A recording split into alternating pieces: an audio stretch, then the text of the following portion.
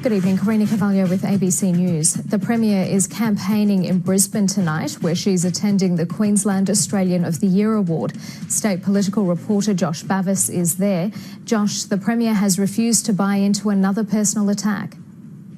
Yeah, Karina, the Premier's just arrived here at the old museum building in Bowen Hills to deliver a speech at the Australian of the Year Awards.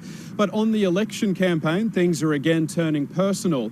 Federal LNP Senator Matt Canavan took another dig at the Premier's Adani veto decision, and he used the terminology "a domestic with her boyfriend." Now, the Premier wasn't going to have any of this. This was a day where Labor was rolling out one of its biggest spending announcements on health, and the opposition had its own tourism announcement, which saw the opposition leader Tim Nicholls taking a dip in a very large fish tank at the Cairns Aquarium. It's an election stunt that he's pinched from one of the best. The sharks are friendlier. Although Tim Nicholls wouldn't go as far as Peter Beattie, swimming with the fish, not sharks, to announce a tourism pledge of $20 million for North Queensland. Those funds will be available to support attracting aviation, attracting more flights and more tourists. But his federal colleague was causing trouble, and the Premier wasn't going to entertain a personal sledging about her Adani veto decision from Senator Matt Canavan.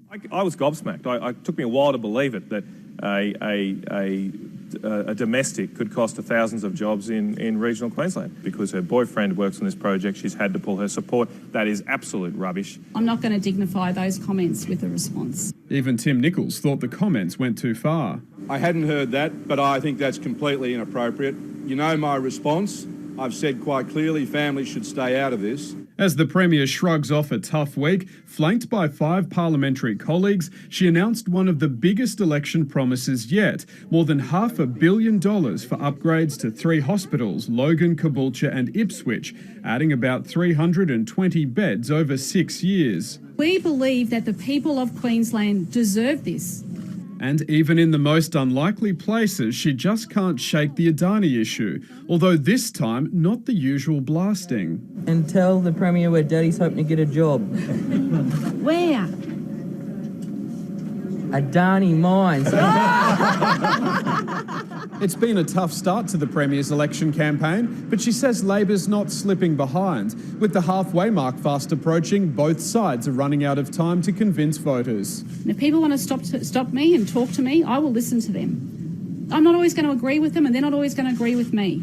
The One Nation leader wants the major parties to agree with her. As she continues her tour of regional Queensland, she's issued a series of demands should the party hold the balance of power. The latest, a casino for Great Keppel Island. It is sheer bloody mindedness, and this is why this state is going backwards, because the government and the opposition all these years cannot have vision. Today's demand brings the number of One Nation deal breakers to 6.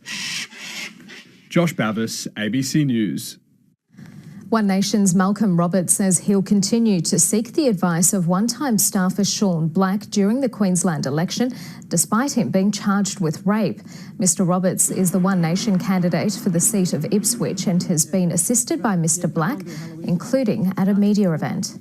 They are very serious allegations, and we need to protect women in this country. But he, like every other person under a charge, is innocent until proven otherwise.